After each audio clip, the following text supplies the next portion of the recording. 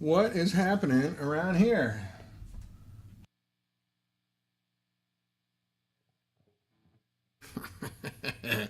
What's going on, everybody? Let me make sure my mic's working here. Something doesn't sound right. I got a little, yeah, it's working. Okay. Silly me. You can never hear your own voice loud enough, can you? Well, hello to people that logged on immediately.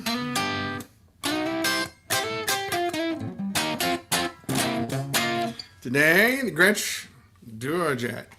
Highly customized Gretsch DuoJet, but and my prototype trusty guy here. It's kind of in a holding pattern while I get the other stuff back up and running with Bad Cat.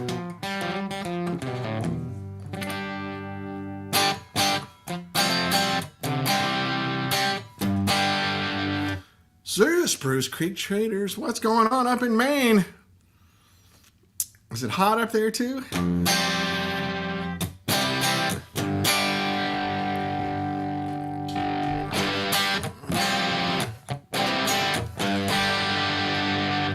Yeah, Gretsch with a Bigsby and old strings on it. Being a little bit temperamental.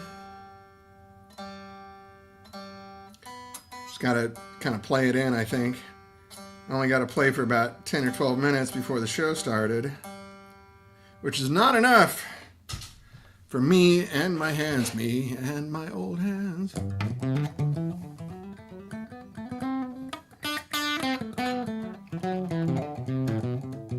I sit around and do that for like 15 minutes to get these old, you can see where my fingers sit. They've been doing stuff for decades. Mid-80s and windy. Happy to be here. Well, Maine's lovely in the summertime. I've played up there in the summer and absolutely adored it. Fun people, beautiful landscape, great food. Those little like lobster and crab shacks on the coast. Ooh, man, that stuff will set you free, brother. Hey, Javier, how are you? Greetings. Bienvenidos. Yeah, man. Spain and Argentina. Sorry to our English friends that come on here. I got to say, though, England played really well. You really don't have anything to be ashamed of. It's hard to beat Lionel Messi, right?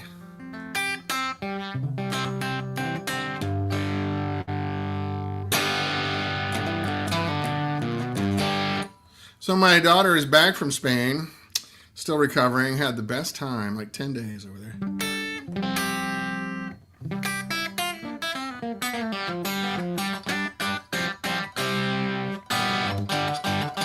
Man, I really dig Gretsch guitars. It's got this to it that I just find very rock and roll and musical.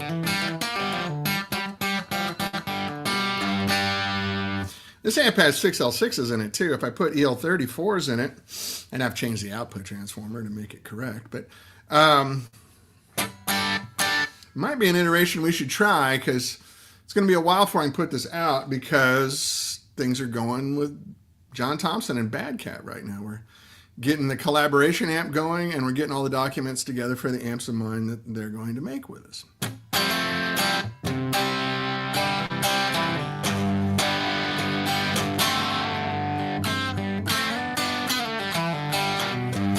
But these are Filtertrons.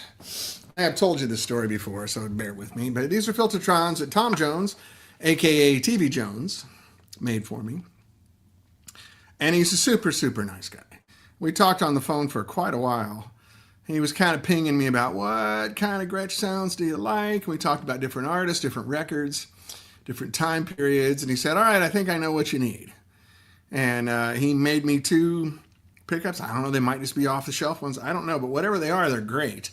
But he made them according to our conversation. He either picked out the right ones or he wound them to suit me. And a really super nice guy. So if you have a Gretsch, it's worth calling Tom Jones and talking to him because he is really, really one of the nicer people in our business. And that's cool. Anyway, so let's start off. What's going on with 65? For those of you that don't know, Powertron Bridge, when I tried one, oh, good. Excellent. So the contract manufacturer that I was working with didn't work out. He's just too busy. Doesn't have time for me. Unfortunately, he's got good problems, but they're problems nonetheless, right? Because it affects me. And all I care about is me.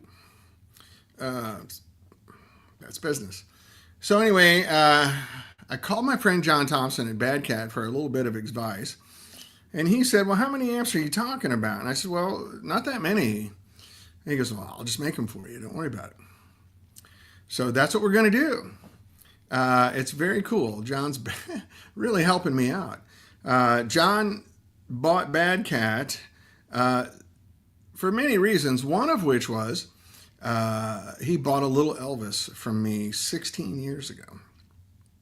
And he loved it a lot. And he was on the fence about getting into the amp business, and I think this was the last straw, right? It made him realize, oh, I want to do this. And he still has that little Elvis. And we played it. I was down at his shop a few weeks ago, and we played it, and it still sounded great. It held its own very well. So we're going to do a collaboration amp to begin with, just to get the ball rolling and to get some cash rolling. So we're going to do a collaboration amp with Bad Cat and me. It'll be a Bad 65 or a 65 Cat, whatever. It'll be labeled a Bad Cat amp, but it'll have our, like this kind of thing on it and my signature on the amp as well. We're going to take a little Elvis and sort of upgrade it.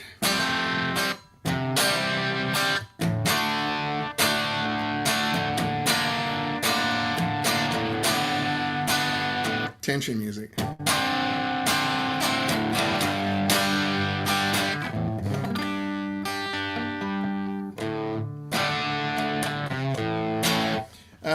So the little Elvis is what it is. You guys know it. We're going to add another gain stage for the people that need that. John has a really great sounding reverb thing that he does with a digital chip. And we're going to add that in and an active loop. Stuff like that. So it'll be kind of a good mix of Bad Cat and 65 stuff. We're going to hopefully get it out, late fall, maybe NAMM at the latest. They're really busy. Bad Cat's doing great. He's got that company up over $4 million a year, which is really good. Really good sound, really good business. And so he's going to help me out. And we're going to get up and rolling. And then I'm working with an engineer guy. We're going to get the prototypes, laid out and circuits drawn and all that stuff, so that we can start making those as well. So on the prototype, we're going to do some hand-wired stuff on the collaboration and our prototypes, but it will then transfer to production, printed circuit board production. So John is a very super nice guy, Spruce Creek. Always a gentleman. He's literally just a soft-spoken, nice, considerate, kind person. So I'm really excited to be working with him. We've been friends for a long time. He was a customer of ours. Excuse me, hiccups. Before he got into the amp business, he ran an industrial transformer company. And he got interested in audio transformers. And I think one thing led to another. And next thing you know, he took the plunge and bought Bad Cat. I think 2010, 2011, something like 2010. And we talked on the phone a lot. I helped him, gave him some inside information.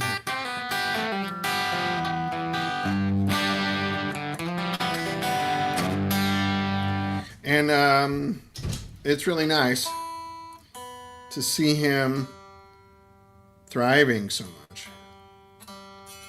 They're really doing good. I mean, they're big, and he's trying to grow aggressively.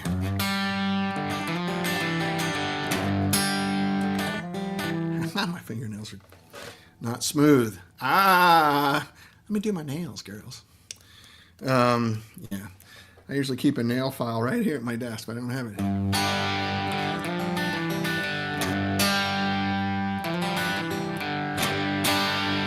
Take the last train to Clarksville, woman.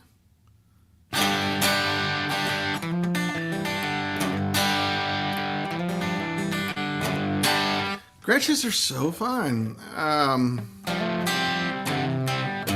So anyway, that's what's going on. And it's a slow-moving thing at first. We're starting to lay out the first collaboration amp right now, and I'm getting all the documents together for the subsequent amps. John has contract manufacturers that do the printed circuit board, construction, and they assemble them at his plant and all that stuff. So he's going to let me take advantage of that.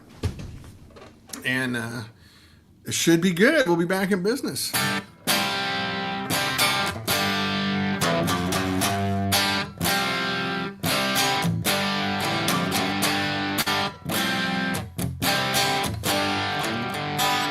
Now the Gretsch is starting to hold tune. I beat the crap out of guitars, by the way.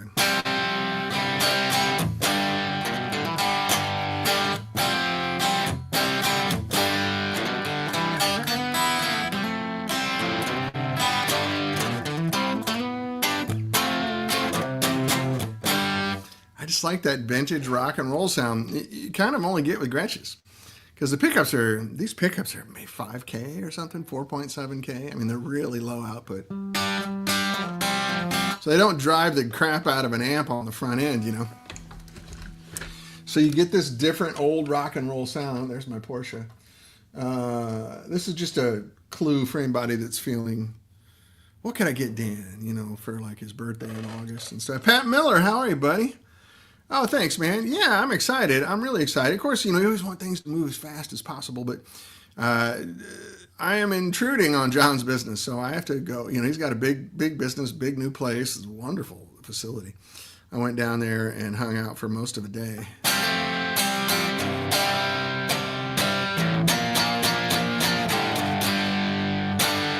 So I throw on a little rat pedal. Now, it's not much rat, right? I'm just using it for voicing, really.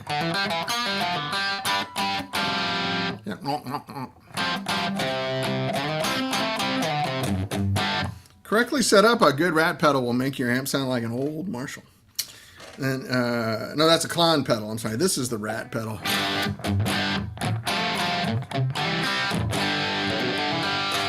With low output pickups, man, that sounds good. This is Josh Smith's, what's it called? Rat Pack? Pack Rat? It's 9 different rat voices. I love it. It's really good.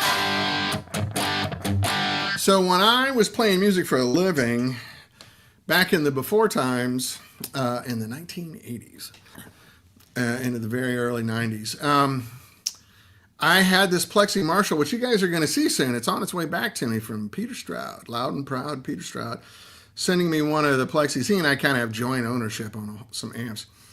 And this is the amp that I put groceries on the table with for a long time, right? I paid my rent, everything. I wasn't playing guitar as a hobby or as a side gig.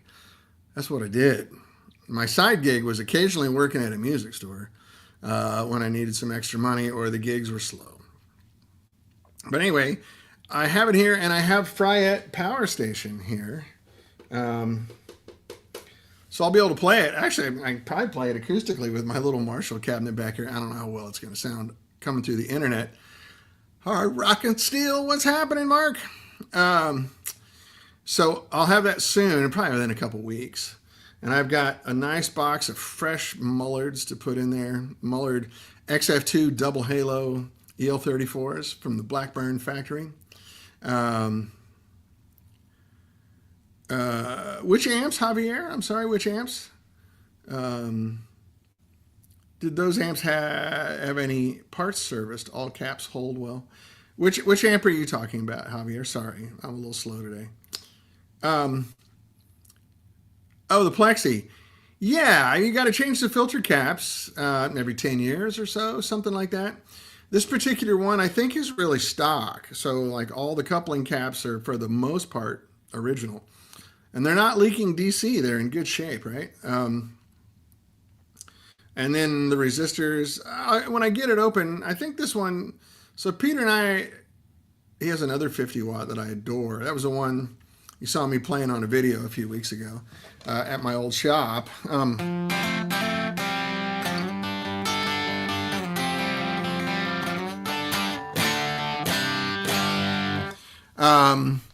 That one's been modified, updated, lots of new parts, because that was a gigging monster for a long time. This one, I think, is still pretty stock. When I get it, I'll pull it open. We'll look at the chassis here together if you like. I got to run it over to Mike's and get it biased because I don't have a scope or anything here. So when I get in there, I'll take some pictures. I'll put it up on the fans page. You can see what's there. It's been modified just like Marshall mods, right? According to Peter, it's got the Eddie Van Halen mod, which is a 250 microfarad cap off of V2, or is it the phase inverter? I can't remember, where there's normally a 25 microfarad cap. So it has 10 times the capacitance that it normally does, which really opens the amp up, right? It really makes it big and airy. And this is what Ed did to his Marshalls, or his tech did, and gave him that kind of special sound. Hey, Mark.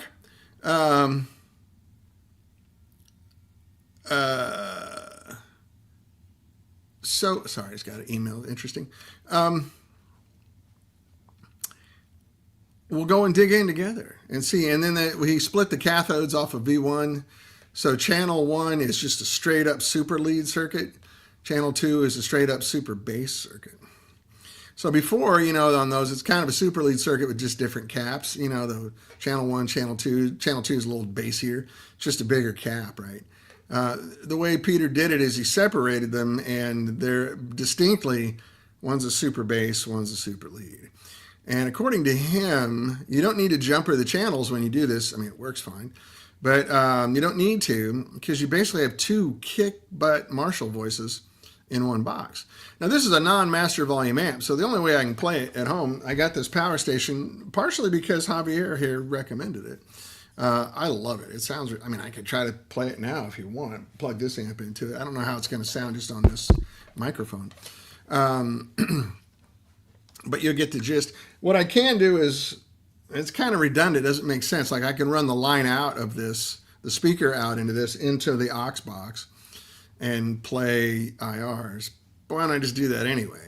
What's the power station is not adding anything to that signal chain.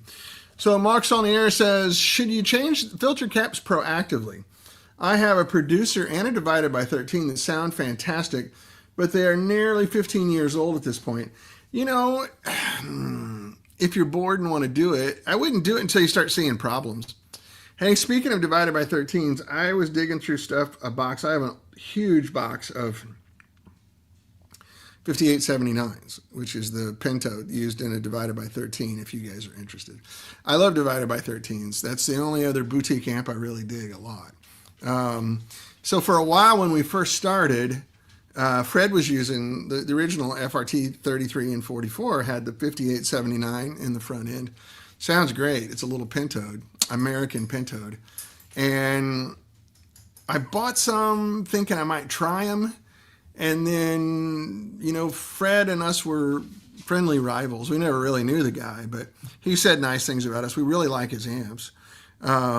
He's part of the reason Peter and I decided to get started. I saw Rusty Anderson and Brian Ray playing divided by 13s with Paul McCartney really early, like 2000, 2001, something like that. And I loved them. They sounded so great. And then I had a neighbor here who plays with the Goo Goo Dolls, a guy named Brad Fernquist. And he had both of them, the 33 and the 44. And he brought them over, and I went, man, those are really nice amps. I like them. Lyle Workman had them. I played his. Really liked them. So, but then we got to up and running. We didn't want to, step on Fred's toes or get into his lane. So we decided we'd be the EF86 guys, which is a British pentode, and leave Fred to the 5879s. So, but I have about 30 of them right here. They're NOS, unopened, brand new tubes. Mark, so if you or any other divided by 13 owners need some, let me know. I will sell them to you at a marvelous price because they're just sitting around here gathering dust. But that's the key to those amps, is that 5879, I think is what it is, right? Anyway, we friendly coexistence with Divided by 13. Always have. And I know Fred doesn't own them anymore. So I think it's the guys up in Two Rock, right, that bought them. Anyway, so maybe they need them. If you guys are listening, I've got a bunch of 5879s here, NOS ones, unopened, untouched, 5879. Brand new from the 60s, I assume, late 50s. They're literally just sitting here on my desk. I should show you a picture of them. What's a Divided by 13 reference? It's a math number. I used to know exactly what it is. Like something. Hey, greetings from Turkey. Hey, welcome. Nice to see you. Is it Seiko, sir? Seiko, sir? Anyway, welcome. Nice to have you here from Turkey all the way. That's awesome.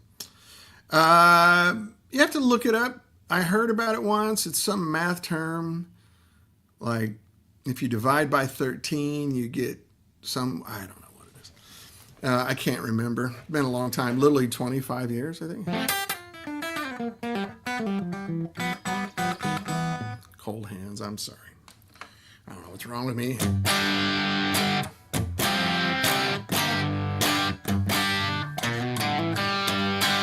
Anyway, there's not much going on in the music world in the summertime. Been watching the World Cup and watching the British Open, which is fun. I was watching the British Open very early this morning. I started watching at like 3:30 this morning because I have a golf problem. I'm not really into golf culture. I just like hitting things. And I like hitting a golf ball. I like watching it fly through the air and spin and do all these things that I find to be very interesting. But I don't like the snotty golf culture thing. But who cares? I like hitting the ball. It's very fun. Golf courses are usually full of nice people as well. So anyway, I'm going to keep it kind of short today because I got a whole bunch of stuff to do. But that's what's going on with 65. I should have some better updates for you soon. I apologize. It's a little bit dry. Trying to get this whole thing up and running. Which reminds me I need to call my engineer buddy, Tracy Norton, and get started doing some of that stuff. But yeah, man. It's good. So let me just turn it over to you guys for a little bit. What are you interested in talking about besides my jet, my duo jet? Yeah, hear that pickup? Donk, donk.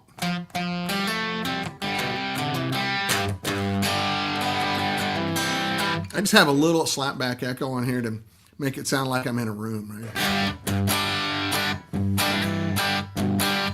I think I can do a little more here on the aux box as well.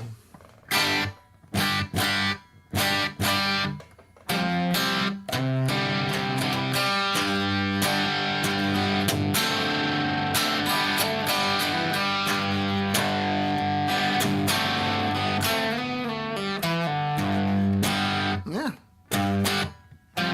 Can I go further? Let's see.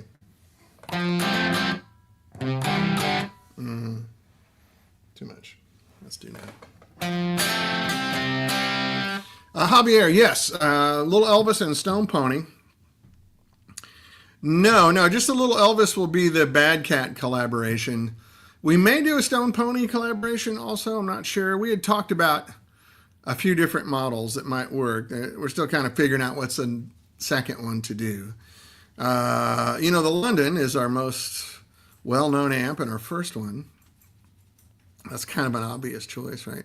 Then there's the sort of lesser known ones that people, for some reason, they just fell through the cracks. Like the Marquis is one of my favorite amps we made, but we were moving that year, so we didn't put much money into, all right, try to add Brian's guitars and Cheshire. All right, cool. Right on. I will. Thank you so much. If they're already a Bad Cat dealer, we can probably do that very easily. Hey, what do you got? Hey, Darla, it's the mailman. Relax. That's our latest rescue. She still thinks the mailman is an attacker.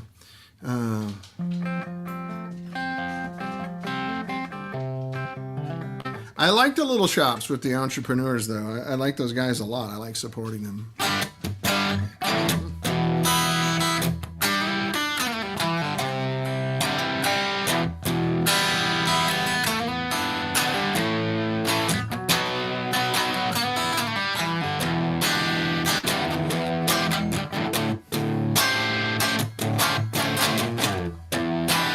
Hi, Andre.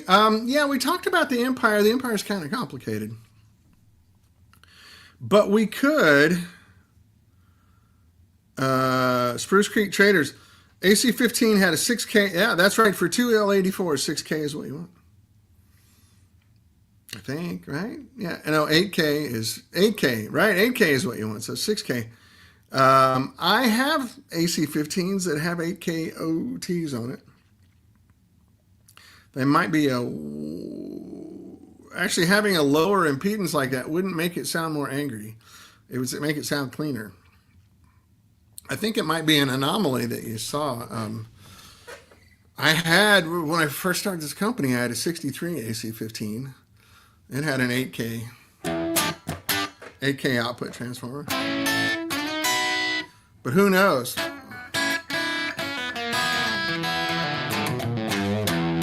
One of the things those old amp companies had in common was they did not feel the need to be very rigid about their parts, because it was, the whole amp business was pretty nascent at that time. It was all new. And no one ever thought these things were going to be collectible. Man, I can't talk. I've been up a long time.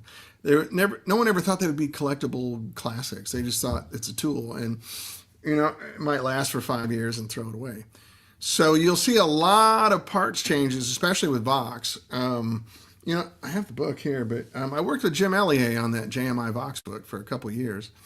All the guys at my shop did too. We went through his collection and made sure all the schematics were correct, which a lot of them weren't. A lot of published schematics about Vox stuff is incorrect. The correct ones are in the book. Now, there's things where, like, was that a 10K resistor or a 100K resistor? Because they were all handwritten. They were pretty bad. So we would, if we had questions, we'd circle it, and then we'd go into Jim's collection and open one up and go, hey, it's 100K, it's not 10K. So we were able to verify it physically. He had 225 JMI boxes right there. It's a fun project. But one of the things Vox did, Marshall didn't do this. Marshall made all their stuff in-house, but Vox didn't actually make amps. They had 5 contract manufacturers making their amps, and I think it was 2 or 3 of them did the bulk of the work. And then they had some spillover builders, for holiday season. And then once the Beatles showed up with Vox amps, they couldn't make enough with all 5 builders. So they sold to a company called the Royston Group in 1965. So 65 is the end of the JMI Voxes. 66, they became Royston Group products. Royston did what anybody does when they have a company that's running wild. They cheapened the amps because, like, for example, 64 and most of 65 Vox amps had Woden hand-wound transformers in them. Those companies can only make transformers so fast, right? So they switched over to Parmico, who was a machine-wound, zippity boom bomb, get them out the door transformers. Those are the Voxes that are super bright with the Parmico transformers in them. So they did what they had to do to survive.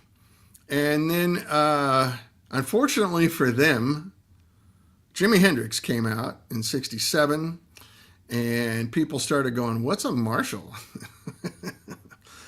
And they're big, and they're loud as hell, and my Vox amp is not that loud. Vox tried to make 100-watt half stacks and stuff like that. They just didn't do a great job. It was not their forte. The AC-50 was just 50-watt head, and then the AC-100, they just doubled everything up, and they overheated in those little cabinets. They didn't have proper ventilation. And they just kind of juiced up a 50-watt amp with more tubes and bigger transformers, and they would burn up.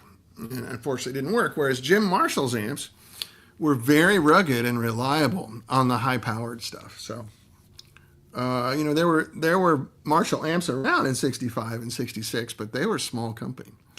And Eric Clapton started playing them in Cream, which is also 67, right? And then Jimi Hendrix came out. And so these guys are playing big, giant stacks of amps. And Vox just couldn't do that. That just wasn't their thing. They didn't know how to deal with that. So the Vox amps that we love kind of were resultant of the Beatles. And the Beatles came out in 63 in Europe and in 64 here in the US. All of a sudden, everyone became a guitar player. And so you'll notice a lot of these companies sold in 65, and that is all because of the Beatles. Fender sold to CBS in 65, right? Gibson moved from Michigan down to Nashville with new management and everything, also because everyone became a guitar player. And then, of course, Vox sold to the Royston Group. And they didn't really do that great after that, unfortunately. It's a shame because, I'm a Vox guy. I love Vox amps.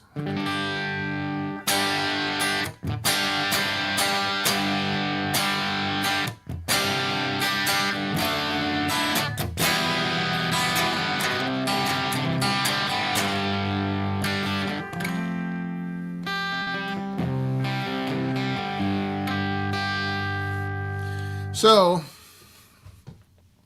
just a few chords for intermittent discussion. Anyway, how did we get on that subject? Jesus Christ. Sorry. I got up super early. I'm not kidding. I'm a little brain farty right now. It's an interesting history, and so much of it was driven by the Beatles. The Rolling Stones, when they first came out, were all playing Vox amps. Even the Who were playing Vox. When you hear the, that's Voxes, and I think it's Jimmy Page playing the solo on that record, and he's playing through the Voxes. He's playing a Rickenbacker through a Vox. Beatle set, Beatle rig, right? Everybody wanted to be the Beatles.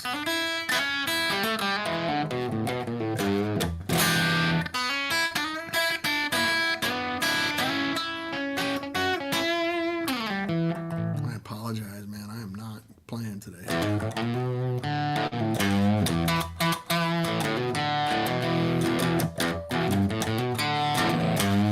And these strings are dead as hell.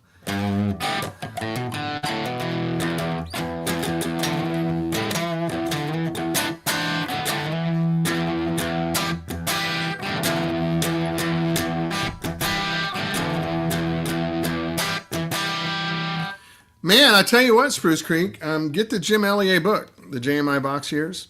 If you're getting into a Vox frame of mind, which is wonderful, don't get me wrong, I lived there for a long time. I got turned on to real Voxes. I lived in England in the early 90s, and AC30s were cheap. I mean, they were really cheap everywhere. And I could afford them, and I could play in pubs with them. And they were small. I could literally take it on the tube if I needed to, which is kind of goofy, but whatever. It was a different time. So Jim Elliott's book, The JMI Vox Years, is what I consider to be the reference piece. It's like a 700-page encyclopedia of Vox stuff. I worked on it. I have credits on that book, along with a bunch of other people.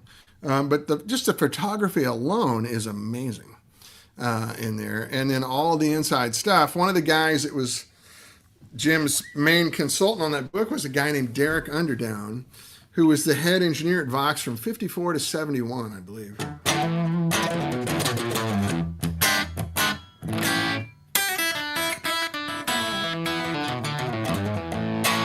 Anyway, I met Derek through Jim, and Derek kind of became my mentor. Matter of fact, he helped us finish Little Elvis. A lot of you have heard this already, but maybe some of you haven't. So I worked with Derek on that amp quite a bit. And then I called him all the time. Until he passed away, rest his soul. I think he passed away of COVID, unfortunately. If I ever had a problem or just whatever, I'd call him and check in, and he would tell me the most amazing stuff. He was so learned and experienced. It was really great. I would have never known half stuff that I know if it wasn't for him. I remember the first day that he came into the shop, I had the prototype Vox amp that we based Little Elvis on, and it was an amp that never went into production. And I showed it to Derek, and I said, "Do you remember this amp?" And he goes, "Oh, bloody hell."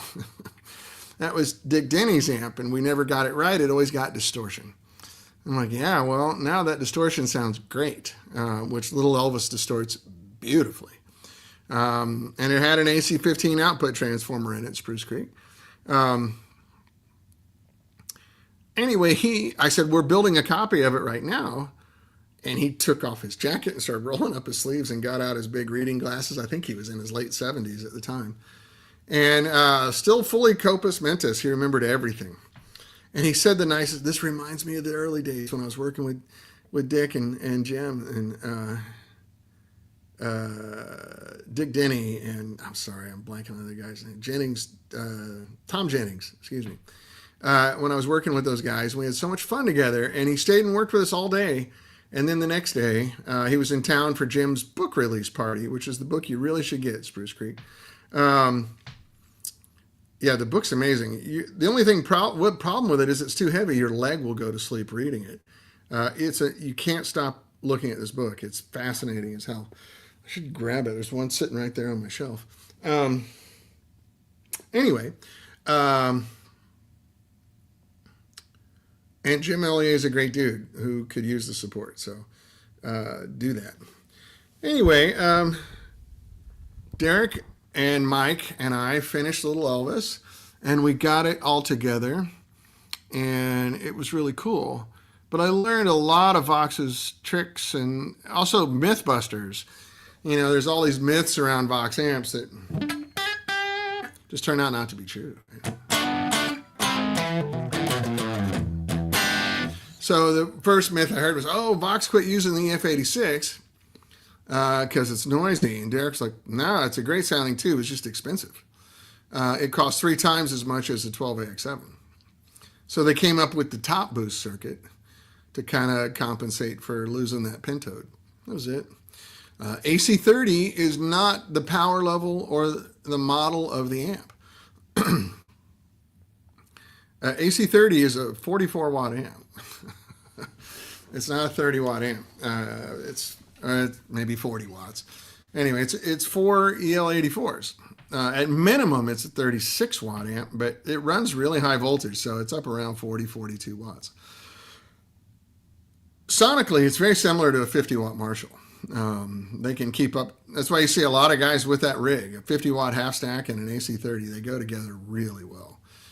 So anyway, AC30 means use AC power, because a lot of homes that were built in Britain before World War II had DC power and AC power. So they would run things on a DC battery at night sometimes, especially during the war. If the power got shut off, you had a DC alternative in your house, which was great. And the 30, man, it was just, it was like the third or fourth amp they did. There was an AC5, AC10, AC15, AC20, AC30, just sequential order. The only one that kind of lined up was the AC50. DC is very dangerous. Yeah, it's not in any British homes anymore. That's all been cut off. But they just didn't want you to accidentally plug it into the DC outlet of your house. That's all. It's an AC powered amp, right? Which is kind of funny because then Mark Sampson made the DC30. DC power is long gone in British homes. But and DC30 was a killer combination of Vox circuits, right? So anyway, what was the other? There were some other myths. Anyway, it was just very fascinating. I learned a lot about production from him and supply chain management. And heard a lot of inside stories with their rivalry with Jim Marshall.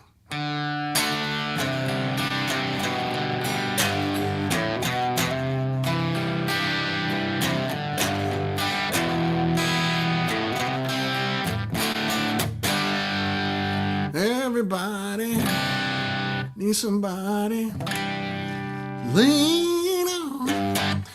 Can't sing quietly, damn it. So it was a very fascinating time. I learned, and gosh. So anyway, the first day that he came in, this is what I was getting at. I sat down with a legal pad and just started talking to him and taking notes, right? 24 pages of notes about technical stuff, anecdotes about Vox, all this kind of stuff. I still have the legal pad somewhere. And I was going to write an article, my weekend with Derek. It was really cool, but it kind of just fell apart. Soon after we did all this stuff, the recession hit and life got really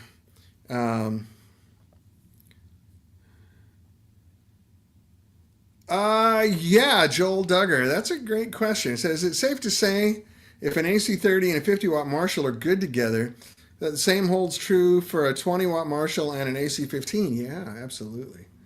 AC15 is about an 18-watt amp, 18 or 19 watts. If it's running on modern voltages, it's actually over 20 watts. Those things were designed for 115 volts. So if you're here in Los Angeles, my power thing over here says I'm getting 123 volts right now. I have these things on a regulator, so they're getting 117. But if I plug straight into the wall, every volt you get from the wall adds about 4 volts on your tubes. So, like for example, the B plus on this right now with this current-rich transformer is around 280 volts, which is nothing for a 6L6. But if I plug right into the wall at 123, that would be 322 volts or 324 volts, which would change the character of the amp. So if you plug an old AC15 into modern power, which I wouldn't really do, it's not made for that, but people do it, that would be about a 20 to 22 watt amp. A Marshall 20 watt, same thing. If you have an original one, the modern ones are correct, but if you have an original one from the 60s, like a Marshall 18 watt and a 20 watt, they're the same amp except for the rectifier. The 18 watt has a tube rectifier, the 20 watt has a solid state rectifier, so you get a couple more watts out of it. But if you plug that into modern power, an old one, that 18 watt Marshall is going to be a 22 watt Marshall. And that'll go great with an AC15. They blend together really well. 18 watt Marshall and the AC15 actually have more in common than they don't. Phase inverter and power section are almost identical. Depending on what year of AC15 it is, too. If it's an EF86 one, like an early one, they're very similar. If it's a 12X7 one, so like 64 and on.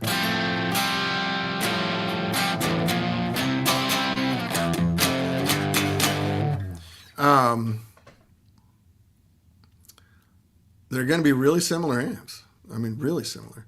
It's very fun. I mean, that's how we started the company, right? I had a 63 AC15 with an EF86 front end in it. Peter had an 18 watt Marshall, a real one. It was a 66. We played both of them and went, man, we kind of thought, man, these are both great sounding amps. And Peter said, man, I could use these. He was playing with Cheryl Crow, right? And Cheryl wanted everybody to lower their stage volumes because at the time she was doing almost a 3-hour show. Got tired of yelling over. Peter had a 50 watt Marshall and a Super, Fender Super, Blackface Super. He was putting them on attenuators. He had plexiglass shields in front of him. Still too loud, right? Yes, Javier, I'll get to you. That's the answer is yes, but I'll read the question here in a second. So I was looking at the schematics on both those amps. I go, man, these amps are like literally from the phase inverter on, they're the same amp. And they use the same exact spec transformers. So, yeah, that's right, Joel. He's got Audley Freed from Cry of Love. So anyway, we made the London, which one channel was my 63 AC15, the other was his Marshall 18 watt. We added a couple of things to it to make it more flexible and have a little more, choices, vocabulary. And that was the London. And we mixed speakers. So my AC15 had Alnico Blue in it. And then his Marshall 18 watt had a G12M. So we actually liked the G12H better. So the London has a Alnico Blue and a G12H in it, as do most of our 212 cabinets. It came from that lineage on these exact amps we're talking about, which are still some of the best combo amps ever made, man. You can totally make your living with those amps. Even the reissues are really good. So Javier Suseda asks, wouldn't those voltages burn modern tubes up even faster? Yes, they do. I think a lot of reissue amps, they've dropped the voltage on it. To some boutique makers, though, they just copy old amps and you're getting crap loads of voltage. The tubes will work, but they're going to die out a lot faster. Spruce Creek says, I played in London at an open jam night quite a few times. Absolutely killer. Oh, thanks, man. I consider that one of my desert island amps, which is why maybe we're talking about doing that with Bad Cat. London seems to be universally accepted, and it's fun. So Peter, we built Peter the first one.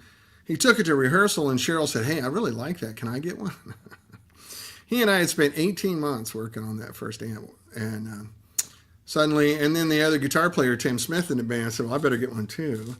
So suddenly, not only did we have to make amps for Cheryl and Tim, but we had to make backup amps, because if we were new, we didn't know what we were doing. Like, we kind of did. I had smart people around me that double-checked our work, but I wanted to make sure nothing would go wrong and Peter would lose his job because of that. So we made Peter a backup, Cheryl 2 amps, and Tim 2 amps. So they always, luckily no amps ever failed on stage, so we were fine. But yeah, we got thrown into the fire doing that. So it was really fun. But back to what you're talking about, it's AC 15 and Marshall 20 watt there, Joel. Actually 18 watt, but the only difference is the rectifier. Same circuit. Same exact circuit. Same exact transformers, everything.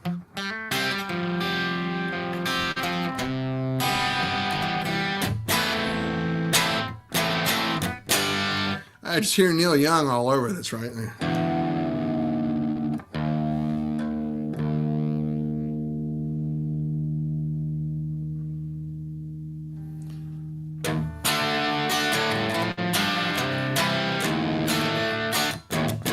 What?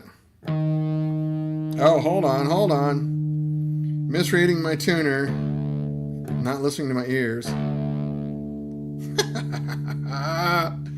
I know, funny. That's funny. How about this?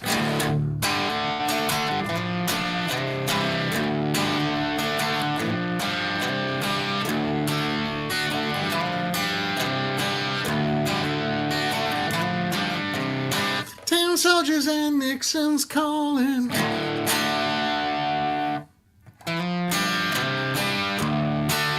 Gretches do that, man. It's really fun. What's the other one?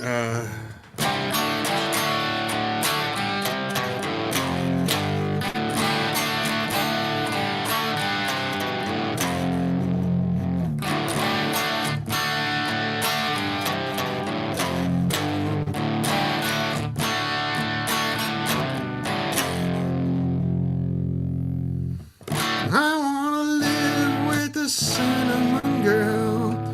I could be happy the rest of my life with.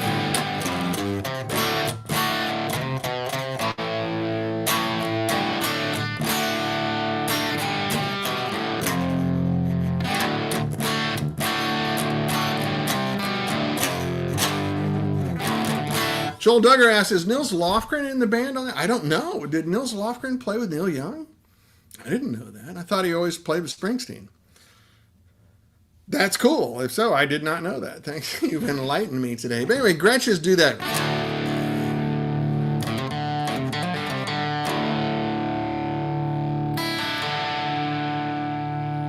That sort of haunting sound, right?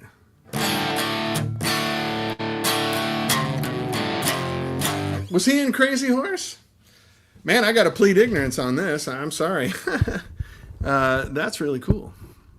My microphone keeps wanting to slip.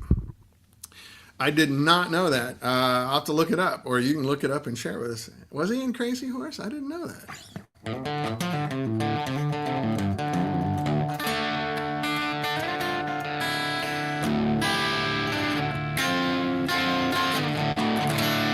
All right.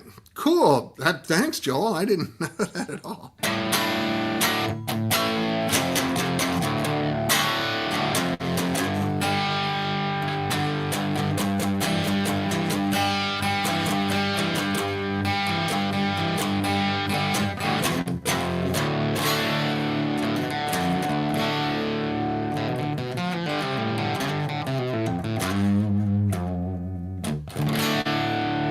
All right. Anyway, that was fun. Thanks, Joel. That's really cool. That's good information. I like it when I learn something new. That's really nice to hear. I'm going to grab my copy of the Vox book really quick. Bear with me. Talk amongst yourselves. The Civil War, it was neither.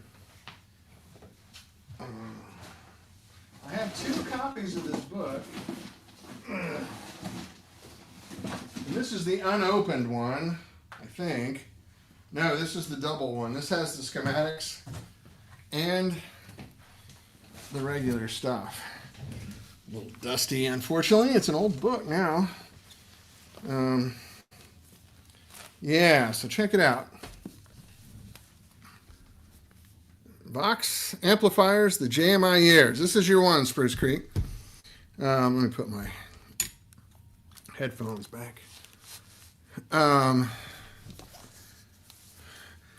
So, yeah, Spruce Creek. So if you drop it down to like 117 volts, the heaters will be where they're supposed to be on old amps. Right now, your heaters are running too hot.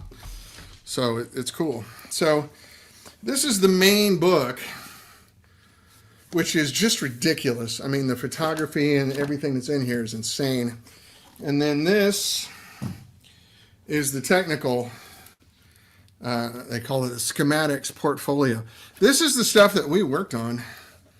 It's really amazingly well done, right? It's got all the schematics in here, printouts of all the schematics. Jim's a class act. It's really well done. So it's literally, you have your own, let me pull one out, I'll show you. It has a table of contents. So this is number 31, which is, let me put my glasses on.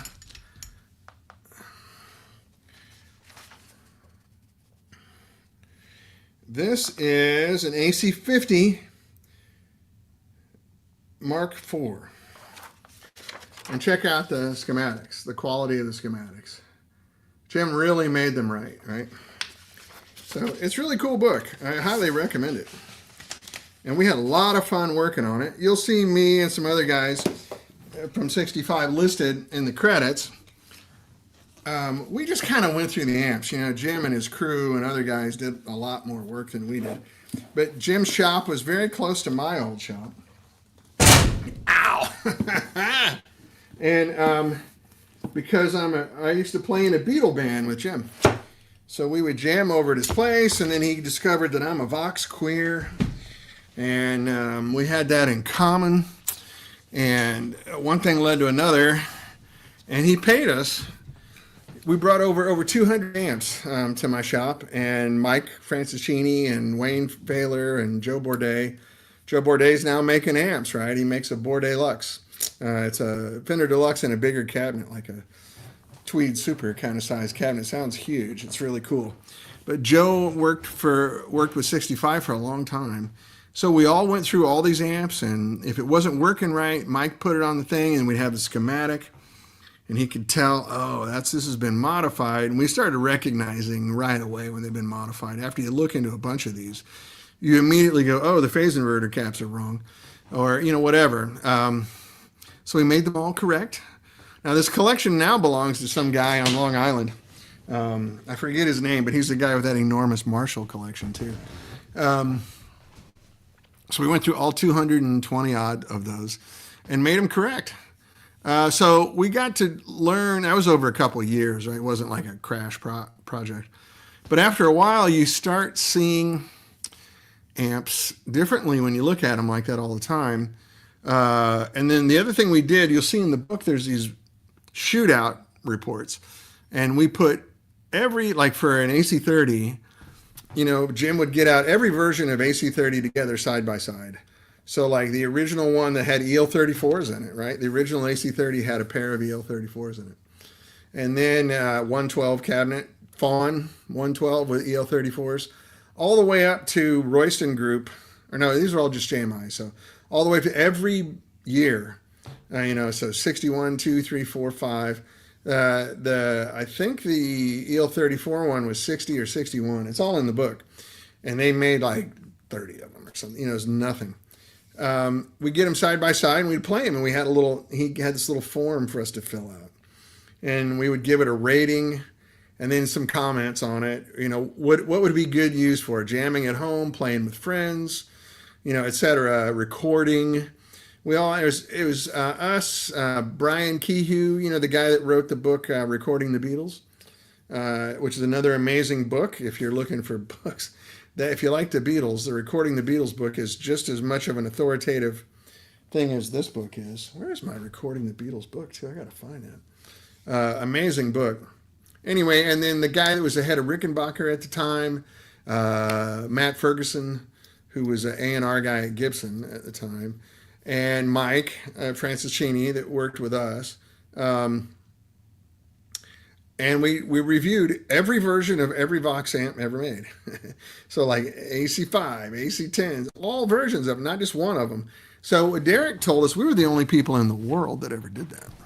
He said, you're the only people that have ever sat down and played every version of these amps side by side. We never did that at Vox. We didn't have time for that. When we made the new one, we just tested it and sent it out the door. Javier asked, how did the AC30 EL34 sound compared with EL84s? Well, it was a very low gain amp. And the transformers they used back then were very tame. So I think if you were to put modern or just later transformers like Woden's, which are my favorites on there, I played them all, right? So I have very definite favorites. I played a lot of everyone, right? Jim had, God, I think 40 AC30s. We played them all. Put fresh tubes in them, like, you know, everything, made them right. So the EL34 version was very early and it was very tame. It was very hard to get it to even distort. So in 1960 or 61, whenever they made that amp, distortion was not cool. Nobody would buy an amp that distorted. They wanted clean headroom. So the preamp gain was pretty low. My favorite is 64. I played them all. And I had a 64 integrated top boost, and mine was, you know, to show you all these different manufacturers they used. And so they would give like all their manufacturers a bill of materials, and if they ran out, they gave them alternatives. You know, if you can't find this transformer, use that one. So a lot of times guys would buy a whole bunch and then not make enough amps, and they still have them sitting on the shelf the next year. So my 64 was dead stock. I bought it from the son of the original owner in Scotland. And the guy never played guitar through it. He just played accordion through it next to his stereo, I think. And anyway, it had a Albion power transformer, a radio spares choke, which is seriously bottom of the barrel. Hey, George, how are you, buddy? And Woden output transformer. It was about 60% Wema caps, and the other 40% were mustard caps. And it was dead stock. That's how it came from the factory. So it's definitely a unique flavor, and it sounds crazy fucking good. And I sold it to David Cobb, the producer guy, because he just kept borrowing it to record with it. And it's really loud. Like, I could never play it. So after a while, Cobb's very persuasive. And he talked me out of that amp for a good price. He paid me well for it. And then he sold it to, there's a Latin music producer now, I'm blanking on his name, who's huge. The guy wins like 3 Grammys every year. And he records on that amp still. I bought that amp in the early 90s in England, when I lived in England. So, cool stuff. But that's my favorite one. And I played them all. And of course, I brought mine over to compare with Jim's, and we all kind of agreed, like, man, this is nice. This is a good amp, and it was all stock, nothing changed. I did have proper tubes in it. I had Mullards in it, which really make a difference. I think in the end, though, I end up using JJ EL84s. They sound just as good as Mullards. It's the preamp tubes that make the difference in that with EL84s. JJ EL84s by far and away sound better than anything else produced today. And they're cheap, you know, like even now you can get a pair of them for $30 or something. But you do want to get the voltage correct. It'll make it sound like it's supposed to be. An old amp on modern voltages sounds very forward and jumpy and almost brassy. But when you get it down the right voltage, you go, oh, there it is. Shit, it sounds really good. So that brown box is really good for that. If you guys don't have a brown box, I recommend them. Or just have a voltage regulator. Like my thing on my desk here, I've got, one of those big voltage power supply cleaner regulator things. And I dial it down to 117, which is what most amps want to see. That's what most transformers are designed for, 117. But even back in the 60s, I think everything was 115. And by the 70s or 80s, it had drifted up to 117. Now it's 120 for modern stuff. But even now, like I don't get 120 anywhere in Los Angeles. It's usually 122 to 124 coming out of my wall here. And this house is 90 years old. This is not new infrastructure. That's just what LA Department of Water and Power is pushing down the line. And the higher the voltage is, the further the electricity will go. Because voltage is just pressure on the electricity. So instead of building new power stations, they can push the voltage a little bit and cover more areas.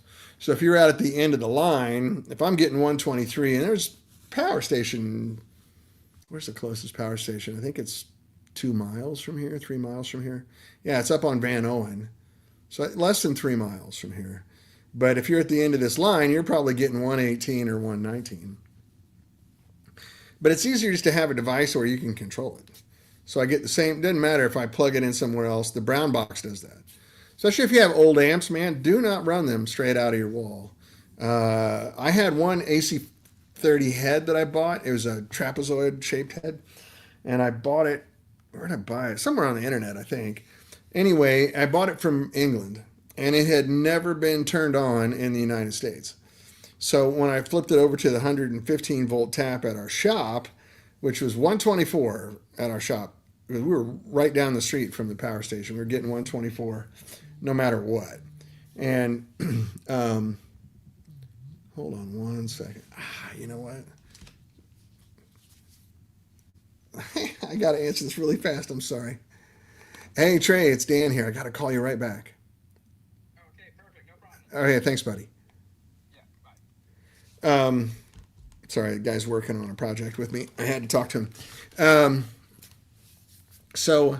Anyway, I plugged this AC30 head in. Gorgeous amp. There's still pictures of it on the 65 amps Facebook page. And the transformer melted. The power transformer, it's coated in shellac, right? They dipped it in shellac. The windings got so hot that it was dripping shellac out of the back of the cabinet and smoke was coming out. And I took it over to Sergio at Mercury Magnetics. He went, oh yeah, man, this coil's never been activated. It was a 65. So when I bought that amp, I think it was about 2008 or something. So this coil's never been activated in 43 years. So it had bacteria and corrosion, all kinds of stuff. And so we had to rewind it, had to redo it, had to rebuild it. So, but he said if you would have plugged this in at 115, it probably would have been fine. I cooked it because I was so excited to play my new amp. I just plugged it straight into the wall. And I think there's a term for that in electronics. It's called dipshit. I think that's the proper term. It was a dipshit move. So it cost me $250 to fix that transformer. I could have just put another one in there, a new one, for half that. But I wanted to rewind the original one, which is a lot of work. It's a lot of hand work. You have to unwind this thing winding by winding. And it's a couple thousand windings, right? So anyway, that's just a word of caution. If you have a vintage amp, I really strongly recommend you get a brown box. Or what's the thing? Who makes my deal? It's one, not, what's it called? Furman. Excuse me. Furman power conditioner. And mine has its own power supply in it. So these amps are running off the power from this power conditioner, not off the wall. So the wall is powering this power conditioner. So I get clean, quiet power that's stable. So if the wall goes up to 126 or dips down to 115 or whatever it is, this thing keeps it right at 117 stable. And it makes a difference. It's be nice to your amps. It's like changing the oil in your car. Like, why not be nice to your car? Be nice to your old amps, especially if you have vintage amps. Old Fenders are pretty rugged. Old Voxes are not. Old Marshalls, kind of a coin toss. It depends. But they all sound better at the desired voltage, like, what they should be, right? So check that out. See what you think. Now, someone mentioned a Variac. Now, the Variac is fine if you're knocking 122 down to 117. Totally cool. But what you mentioned earlier, I forgot who it was. Was it Spruce Creek? If you go much lower than that, then the cathodes, the heaters don't get hot. And so the cathodes won't get as hot as they should. And there's an effect called cathode stripping. So a cathode is just a steel plate with this coating on it. And when the way tubes work is it's releasing atoms, through the vacuum, through the grids on the tube. And so if you don't keep the cathodes of the tubes hot enough, it'll start letting go of chunks of that material and the tubes will go bad pretty quickly. Instead of getting a couple 100 hours of fresh service out of it, you might get 25 or something. Now, for some guys that don't play a lot of guitar, 25 is fine. Or if you have the budget to just replace tubes, who cares, right? Ed Van Halen thought it sounded really good to do that, and he went through tubes like crazy. I talked to the guys at Groove Tubes. Miles Rose was there when Ed was touring, and they would come in and buy Siemens EL34s for Ed's amp by the gross. 144 tubes, right? So, and they would, for a tour, they would buy 144 tubes because he ran his Variac down around 90 volts, and the tubes would just die. They would strip, So they're doing a 3-hour show, and I think they put in fresh tubes every 4 shows like that, because that's the Brown sound. That's right. So you see all these people trying to imitate the Brown sound. The one thing they're not imitating is a low cathode voltage, low heater voltage, and cold cathodes. You can't do that without hurting the tubes. Yeah. The analogy of race slicks versus road tires and commuter tires. Yeah, that's right. Race slicks aren't meant to last very long, but they're dang good. But anyway, my point being, if you have an old amp and you just want to variac it down to where you're feeding the amp 117, 115 volts, something like that, you're totally fine. It's totally safe. There's not going to be any cathode stripping. That's where the amp was designed to operate. So you're actually being nicer to your amp when you do that. So go get you a brown box. Our good friend Pat Garrity designed that. He sold the company, but Pat's a very clever designer. And the brown box is ubiquitous. It's standard. Every time I go to a gig, every time I go to a studio, everywhere, if somebody's got a vintage amp, they're running it off a brown box. I think they make a little pedal version of it now. It used to be sort of a larger thing, but I think they have a small one now. It fits on your pedal board. You can plug your amp right into it. So highly recommend it. If you're a tube nerd, like I am, like this 1970 50 watt Marshall that's coming back to me, that will be running on clean regulated power with my Mullard tubes in it. So, and I think as it is right now, the B plus on that amp's like 385 or something. 50 watts were a lot lower voltage than 100 watt amps. So, even if I ran it into the wall here, I might only get 400 out of it or something, which is fine. Mullards are happy running 500 or 600 volts. So these tubes should last me forever. And I'll show the tubes to you when I get it out. Like we'll be nerds together. I'll pull the chassis out and show you what's happening. Some of you will think that's crazy talk. Some of you might think, hey, that's cool. I get a look inside an old Marshall with a native guide. Anyway, I got to run. I got to call this gentleman back that we're doing some work together. I kind of went over time because I can't stop talking. I have a problem. Anyway, hey guys, thanks for your comments and your participation. I really enjoy it. I encourage you to throw out all the questions you can, and I'll get to every one that I possibly can. Also, I want to reiterate that if you want to talk to me about tubes or anything like that, on the fans page or just Facebook Messenger, feel free. I'm always happy to help. It's no problem whatsoever. Anyway, I do got to run. I'm sorry about that.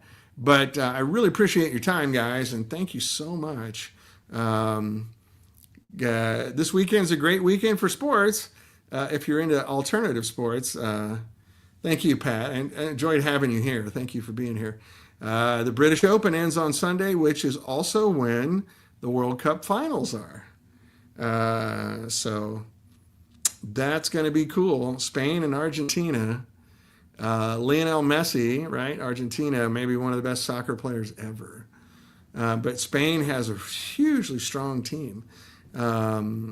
It's very fun to watch. I'm not even a football soccer fan, and I've enjoyed watching the World Cup this year, this time around. My daughter and her boyfriend love it, so I've been watching it with them.